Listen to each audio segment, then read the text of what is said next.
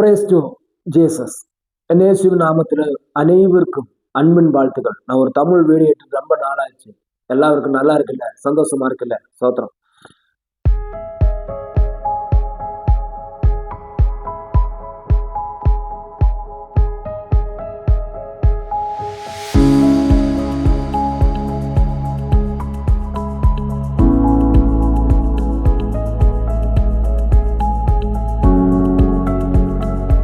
இன்னும் எடுக்க போற விஷயம், நம்ம ஊர்ல நிறைய சர்ச் இருக்கு, சிஎஸ்ஐ சர்ச் இருக்கு, காத்தலிக் சர்ச் இருக்கு, இன்னும் பெந்தகோஸ்து சர்ச் இருக்கு, ஐபிசி இருக்கு, நிறைய சர்ச் இருக்கு.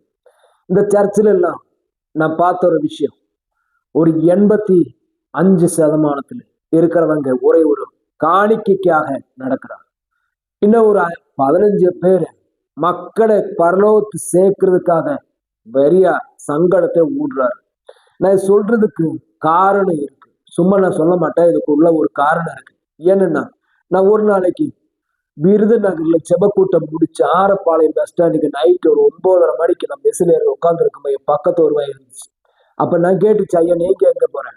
அவன் எங்க என்ன பண்றாரு சொல்றாரு, நானு விருதுநகர்ல என் பேத்துன்னு ஒரு சின்ன பாப்பா வந்துச்சு, அதனால அங்க ஒரு ஃபங்க்ஷன் இருந்து நான் கலந்துட்டு நான் ஊருக்கு திருப்பூருக்கு போறேன்.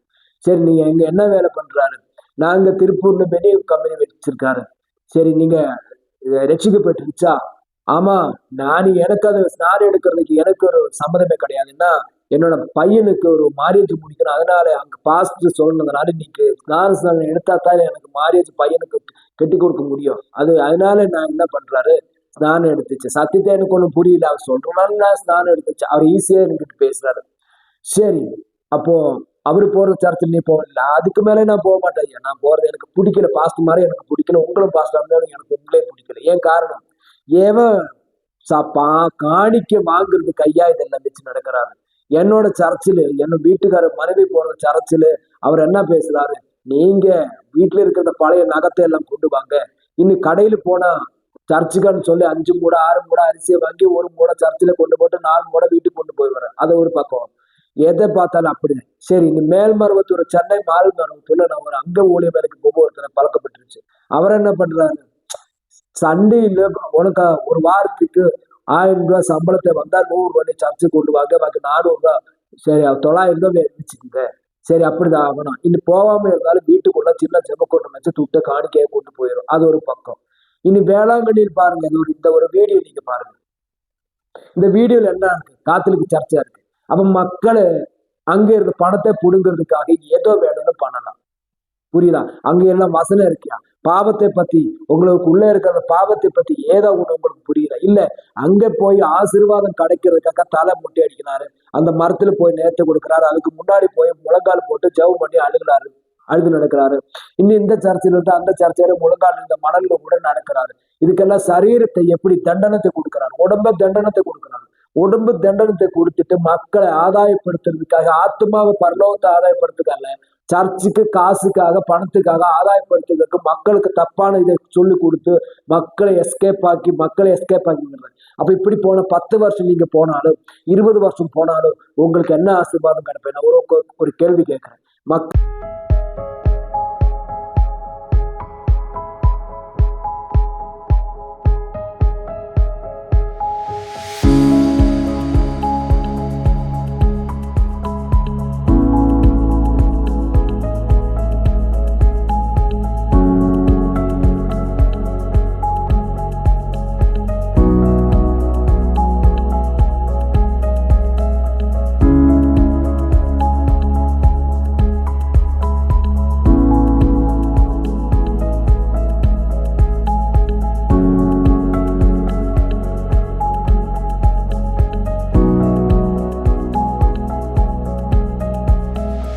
உங்களுக்கு உள்ளே இருக்கிற ஆசைன்னா பரலோகத்துக்கு போகணும், எத்தனை லைஃப் இருக்கா, இயேசு கிறிஸ்து ஆரணம் புரியணும். அது வேணாம்.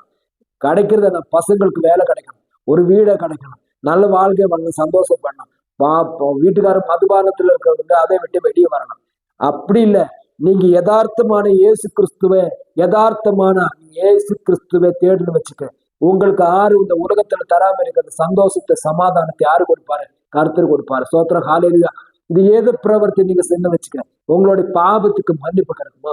உங்களோட பாவத்துக்கு ஒரு விடுதல் கிடைக்குமா? கிடைக்க மாட்டேன். காரணம் பாவத்துக்கு மன்னிப்பு கிடைக்கணும்னா நீ யதார்த்தமான நீங்க வசனத்தை படிக்கணும். வசனத்தை நம்மளை இயேசு கிறிஸ்து ஆரணும் உங்களுக்கு புரியணும். சோத்திரம் ஹல்லேலூயா. நம்ம ஒரு வசனத்தை நமக்கு படிப்போம். ரோம லேகனம் அதுக்கு 3ஆம் அதிகாரத்துல 2வது வசனத்தை படிக்கும்போது, ஒன்றே மாத்திரம் உங்களிடத்தில் அறிய விரும்புகிறேன், நியாயப்பிரமாணத்தின் கிரியைகளாலேயோ விசுவாச கேள்வியினாலேயோ எதனாலே அவை பெற்றுகிறார். அப்போ உங்களுக்கு ஒன்றே மாத்திரம் உங்களிடத்தில் அறிய, விசுவாச கிரியையினால் நியாயப்பிரமாணத்தின் கிரியைகளினாலேயோ விசுவாச கேள்வினாலேயோ எதனாலே ஆவியை பெற்றிக்கணும். உங்களுக்கு பரிசுத்த ஆவி வரணும்னா நீங்க எது பிரவர்த்திக்கணும்? பரிசுத்த ஆவி ஒருவனுக்கு வரணும்னா உங்க நேரத்தை கொடுத்த கிடைக்குமா? உங்களுக்கு சரீரத்தை தண்டனத்தை கொடுத்தா, உடம்பு தண்டனத்தை கொடுத்த ஆவியை கிடைக்குமா? இல்ல நீங்க முழங்கால் போட்டு நீங்க எத்தனை நாள் நடந்த உங்களுக்கு பரிசுத்த ஆவியை கிடைக்குமா? இது ஒண்ணுமே இல்லைப்பா. உங்களுக்கு கிடைக்கணும்னா நீங்க வசனத்துக்கு முன்னாடி போயிட்டு யதார்த்தமா சத்திய வசனத்தை உங்க காதுல கேட்கணும். காதுல நீங்க வசனத்தை கேட்ட சத்தியமான நான் சொல்றேன், உங்களுக்குள்ளே இருக்கிற பாவத்தை உனக்கு வெளிப்படுத்தி கொடுப்பாரு. யாரு கொடுப்பாரு? பரிசுத்த ஆவியை உங்களுக்கு வெளிப்படுத்தி கொடுப்பாரு. இந்த பரிசுத்த ஆவியை உங்களுக்கு வெளிப்படுத்தி கொடுக்கும் போது, உங்களுக்கு உள்ள வரும்போது, உங்களோட உடம்ப வசனம் ஒன்னா சேர்ந்து நடக்கும் போது உங்களுக்கு உள்ளே இருக்கிற பாவத்தை உங்களுக்கு பரிசுத்த ஆவி சொல்லி கொடுப்பாரு. ஏன் இதுவரைக்கும் உங்க குடும்பத்திலேயே சமாதானம் இல்லாத இருக்கிறத அவஸ்தைன்னா, உங்களுக்கு உடம்புக்கு ஏன் நோவி எத்தனை ஆஸ்பத்திரியில மாறி மாறி போய் செக் பண்ணாலும் உங்க உடம்புக்குள்ள இருக்கிறதா உங்களுக்கு தண்டனம் ஆவி உங்களுக்கு குறை மாறாம என்ன காரணம்? இனி கண்ணால பார்த்த பாவம், மனசுல நினைச்ச பாவம், ஹிருதயத்துல நினைச்ச பாவம், உங்க கண்ணால வாயினாலே குறைய பேசுறது, இது எல்லாம் உங்களை உடம்புல இருந்து இயேசுவோட ரத்தத்தாலே கழுகி உங்களை சுத்தம் பண்ணணும்னா நீங்க வசனத்துக்குள்ள நிவாரண வரணும். வசன கேள்வி கேட்பட்டு உங்க ஹிருதயத்துல பரிசுத்தாவி வந்து உங்களுக்கு புது மனுஷனை வச்சுக்க. நீங்க இன்னி இருக்கிறது காலத்தெல்லாம் நாளைக்கு மனசுக்குள்ள நினைக்காம ஹிருதயத்துல நினைக்காம உங்க கண்ணால பார்க்காம இருக்கிறத ஆசீர்வாதம் கர்த்தருக்கு தர முடியும். இயேசுக்கு ஆண்டவருக்கு தர முடியும். உன் மரத்துக்கு முன்னால் போய் இதே மாதிரி நீங்க கொடுத்த தாலியை அறுத்து அதுல போட்டு, தொட்டில பசங்கள் கிடைக்கிறதுக்கு தொட்டில போட்டு, வேலை கிடைக்கிறதுக்கு இன்னொரு நேரத்தை கொடுத்து, இந்த மரத்துக்கு முன்னாடி முழங்கால் போட்டு எத்தனை அழுது நடந்தாலும் உங்களுக்கு கிடைக்க மாட்டேன். நான் சத்தியமா சொல்றேன். வசனம் அப்படி படிப்பிக்கல, வசனம் அப்படி எழுதி வைக்கல. அப்ப வசனத்தில் இல்லாம இருக்கிற ஒரு விஷயத்த சொல்லி ஆறு உங்களுக்கு இடத்துல வருதோ அவன் பிசாசா இருப்பேன். வசனத்தில் இல்லாம ஒருவன் ஒரு கிரியை நீங்க பண்ணுங்க, அது சொல்லி கொடுக்கறது ஆர்வம், அவன் பிசாசா இருப்பேன். ஏது நம்ம ஊர்ல எத்தனை பெரிய சபைக்குள்ள ஊர்ல இருக்கிற அதிகாரிகள், ஃபாதரா இருந்தாலும் பாஸ்டரா இருந்தாலும் எவனா இருந்தாலும் பைபிள் இல்லாம ஒரு காரியத்தை உங்களுக்கு சொல்லி கொடுத்து இதே ரூட்ல போங்கன்னு சொன்னா அவன் பிசாசா இருப்பேன். அது பவுல் சொல்றாருல்ல, அப்ப வசனத்துல இருக்கிறத விஷயத்த நீங்க போங்க. வசனத்துல இப்படி நீ யதார்த்தமே நீ வசனத்தை கேட்டு யதார்த்தமை கர்த்தர் ரூட்ல போனா உங்களோட வாழ்க்கையில உங்களுக்கு சமாதானத்தை வருவாரு, உங்களுக்கு சந்தோஷத்தை வருவாரு. கர்த்தர் உங்களுக்கு இதுவரைக்கும் இன்னைக்கு கஞ்சம் பிடிச்சு அரிசியுடி வாங்குறதுக்கு காசு இல்லாம நம்ம மக்கள் நிறைய சங்கடப்பட்டு குடும்பத்துல சமாதானம் இல்லாத வீட்டுக்கார மதுபானத்துல இல்ல குடும்ப லைஃபே போயிருச்சு, கெட்டு போயிருச்சு, மக்களுக்கு கிடையாது. 8 வருஷம் 7 வருஷம் கல்யாணம் முடிச்ச பசங்களே இல்லை, அப்படி நிறைய பிரச்சனத்துல இருக்கிறவங்க. நான் ஒரே ஒரு கேள்வி மட்டும் கேட்கிறேன், நீங்க யதார்த்தமா இயேசு கிறிஸ்துவை பாருங்க, அவர்ல இருந்து உங்களுக்கு விடுதலை தர போறேன். ஸ்தோத்திரம், ஹல்லேலூயா. இன்னொரு வசனத்தை நம்ம படிக்க போறேன். ரோமர் லேகனம் அதுக்கு 3ஆம் அதிகாரத்துல 20ஆம் வசனத்தை படிக்கும்போது, இப்படி இருக்க பாவத்தை அறிகிற அறிவு நியாயப்பிரமாணத்தினால் வருகிறபடியால ஏது மனுஷன் நியாயப்பிரமாணத்தின் கிரியைகளினாலே தேவனுக்கு முன்பாக நீதிமானாக பெற்றுவதில்லை. அப்ப இப்படி இருக்கிற பாவத்தை அறிகிற அறிவு நியாயப்பிரமாணத்தில் வருகிறபடியால் ஏது மனுஷனும் நியாயப்பிரமாணத்தின் கிரியைகளினாலே தேவனுக்கு முன்பாக நீதிமான பெற்றுவதில்லை. அப்ப இப்படி பொள்ளையான அனுபவம் கொடுத்தா தேவனுக்கு முன்பாக எப்படி பெற்றது? நீதிமானாக பற்றுவதில்லை. நீதிமானாக இருக்க மாட்டேன், நீதிமானே கிடையாது. ஒருவன் நீதிமான இருந்தா என்ன பண்ணணும்? அவன் யதார்த்தமா அவன் வாயிலிருந்த எப்ப பார்த்தாலும் வசனத்தை வெளியே வரணும். ஒருவன் நீதிமானா இருந்தா அவன் வாயிலிருந்து உள்ளே இருக்கிறது ஏதோ உள்ள வச்சிருக்கிறதோ அது அவனுக்குள்ள இருந்து வெளியே வரும். அவன் வாயில பேசுவாங்க. உள்ள இருக்கிறது சத்தியமானன்னு வச்சுக்க, அவன் எவன் கஷ்டத்தை வருதோ, எவனுக்கு வேதனை வருதோ, எவனுக்கு ஏதோ பிரச்சனை வருதோ ஃபர்ஸ்ட் அவ கொடுக்கறத ஒரே ஒரு வார்த்தை, பா நீ ஒண்ணும் வேணாம் ஐயா, நீ ஒண்ணும் வேணாம் ஐயா, நீங்க வசனத்துக்கு முன்னாடி இயேசு கிறிஸ்து உங்களுக்கு ஒரு விடுதல் தர போறாயா. உன்னோட பாவத்துக்கு என்னோட பாவத்துக்கு உலகத்தில் ஒரு மனுஷனு சிலுவையில் அறியப்பட்டதில்லை. என்னால் பரிசுத்தா பிதாவு ஆபா பிதாவு பரலோகத்திலிருந்து எனக்கும் உங்களுக்கும் புத்திரனை உலகத்திலே கழிச்சு என்னோட பாவத்துக்கு உங்களோட பாவத்துக்கு அவன் யதார்த்தமா தேவனாக சிலுவையில் அறியப்பட்டு அதுக்கு விடுதல் கொடுக்கிறதுக்காக வந்த. அதுக்கு மேல இனி ஏன் நியாயப்பிரமாணத்துக்கு நீங்க ஓடுறாரு? ஏன் ஆடை கொண்டு வெட்டுறாரு? ஏன் சர்ச்சுக்கு 50 வீடு 10 வீடு ஒரு வீட்டுல போய் காசை வாங்கி ஏன் கொடுக்கிறாரு? அதுக்கு என்ன பிரயோஜனம்? அதே முதல் சொல்லு, ஏதோ ஒரு பாவம் உங்களுக்கு விடுதல் கிடைக்குமா? அதே ரோமா 3:20 எப்படி அவரை போல் சொல்றாரு, இப்படி இருக்க பாவத்தை அறிகிற அறிவு, உங்களோட பாவத்தை அறிகிற அந்த அறிவு நியாய பிரமாணத்தினால் அறியப்படியால் எது மனுஷன் நியாய பிரமாணத்தின் கிரியைகளினாலே தேவனுக்கு முன்பாக நீதிமானாக பெற்றுவதில்லை. எது பண்ணினாலும், உடம்புக்கு தண்டனை கொடுத்தாலும், தலையை மொட்டையடிச்சாலும், எத்தனை கிலோமீட்டர் நீங்க முழங்கால 1-2 கிலோமீட்டர் முழங்கால நடந்து வெயில் நடந்து போனாலும் உங்களுக்கு என்ன பிரயோஜனம்?